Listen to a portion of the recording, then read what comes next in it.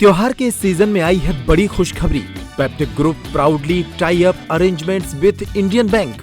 Peptic town Naugaon road Chhatarpur के new extension में खरीदिए अपने सपनों का घर इंडियन बैंक की मदद से। लोएस्ट इंटरेस्ट रेट और प्रोसेसिंग फीस पर पाइए हाउसिंग लोन। आज ही इन नंबरों पर कॉल करें।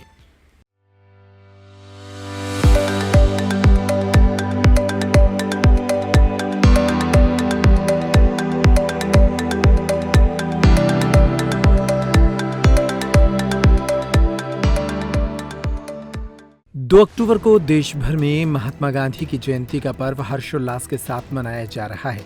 ये तस्वीरें भोपाल से सामने आई, जहां राष्ट्रपिता महात्मा गांधी की जयंती पर कांग्रेस के प्रदेश अध्यक्ष जीतू पटवारी ने पुरानी विधानसभा कुशाभाऊ ठाकरे परिसर में स्थापित महात्मा गांधी की प्रतिमा पर माल्यार्पण किया और इसके बाद देश भर के लोगों को गांधी जयंती की बधाई दी।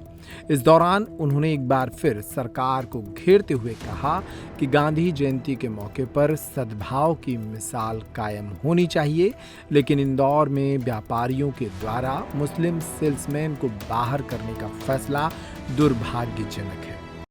मैंने एक परिवार के बेटे के रूप में, इंदौर के बेटे के रूप में आप सबसे आग्रह किया है कि हमारे इंदौर की कैसी दशा हो गई।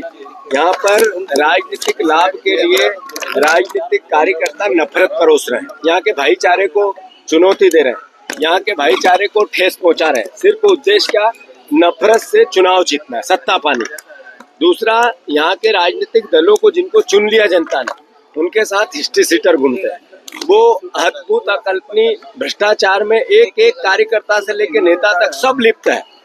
आप देखो कि आप ही ने वोट दिया और आप ही के साथ लूट हो रही। कम से कम 200 ऑफिस इंदौर में ऐसे बन गए जो कब्जे करते हैं गरीबों के प्लाट पे, मिडिल क्लास के प्लाट पे, उनकी जमीनों पर, उनकी संपत्ति पर, और फिर मांडवाली करके उनको चुनौती देते हैं, उनको एक तरह से पीड़ित करते हैं। आप जिसके साथ ऐसा हो रहा है उसके लिए ये मेरा पत्र है कि इंदौर के परिवारजन, इंदौर के जर्नलिस्ट, इंदौर के बुद्धिजीवी, इंदौर के व्यापारी, इंदौर में अलग अलग प्रकार की विधाएं हैं, बहुत सम्मानित लोग हैं, उन्होंने हमेशा ऐसी बातों को चुनौती दी। तो मैं इंदौर का अखबार, इंदौर का मीडिया, मैं उनसे भी आग्रह करता हूं कि जब एक लड़का, एक व्यक्ति, एक नफरत भरा व्यक्तित्व ये कहता है कि ये यहाँ काम करेगा, ये वहाँ काम करेगा, ये मैसेज क्या देता है? ये कहता है कि हम सामूहिक रूप से गुंडागिर्दी करेंगे। तो मैं इंदौर वासियों से आग्रह करता हूँ, दशहरे के दिन हम सबको ये प्रण लेना चाहिए कि हमारा अपना शहर है, माँ अहिल्या का न्याय का शहर है। उन्होंने अपने बेटे को चुनवा दिया न्याय के लिए, और हम आंख मूंद लेंगे तो कैसे चलेंगे? तो मैं इंदौर वासियों से फिर से आग्रह करता हूँ, उस पत्र के माध्यम से, उस चिट्ठी के माध्यम से और इस मीडिया के माध्यम से, कि आपको जागना पड़ेगा, न्याय करना पड़ेगा। हमें आपने हरा दिया। हम दशहरे के पावन पर्व पर सभी प्रदेशवासियों को मैं शुभकामनाएं देता हूँ। सब तरह की सुख शांति और समृद्धि हो प्रदेश में, इसकी मनोकामना करता हूँ।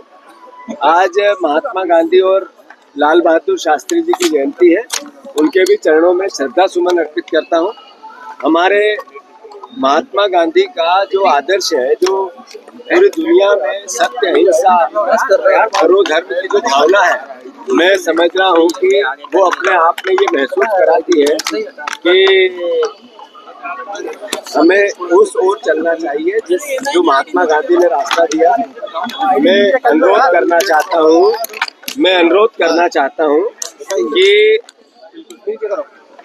आज संघ के कार्यक्रम में हमारे मुख्यमंत्री जी गणवेश पहन के पहुंचे, वो उनका अधिकार है, पर महात्मा गांधी के चरणों में भी अगर वो पुष्पांजलि कर देते तो प्रदेश के मुख्यमंत्री के रूप में उनका महत्व बढ़ता घटता नहीं।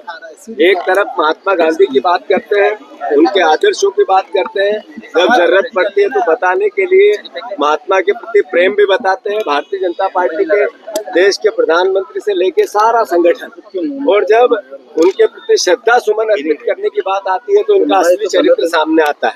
ये देशवासियों को, प्रदेशवासियों को देखना चाहिए। मैंने जैसा अपनी बात में कहा, राहुल गांधी जी ने इस देश के सामने एक नैरेटिव रखा है कि 2 भारत बन रहे हैं। एक भारत है अमीरों का, एक भारत है गरीबों का। 1,67 लाख करोड़ रुपया सिर्फ 368 लोगों के पास है, यानी देश की आधी जीडीपी। देश का 40% धन केवल 368 लोगों के पास पहुंच गया और पीछे से 50 करोड़ लोगों के पास 1% धन है देश का। ये महसूस कराता है कि देश अमीर और गरीब की खाई असमानता बढ़ती जा रही है, जो हमारे लिए चुनौती है। देश में महंगाई है अद्भुत अकल्पनीय, किसानों पर अत्याचार है अद्भुत अकल्पनीय, बेरोजगारी अद्भुत अकल्पनीय है। हर घर में एक बेटा बेरोजगार घूम रहा है और नशा परोसा जा रहा है पूरे देश में और प्रदेश में। मैं समझता हूँ ये चुनौतियां हमारे लिए है। फिर से मैं मोहन यादव जी से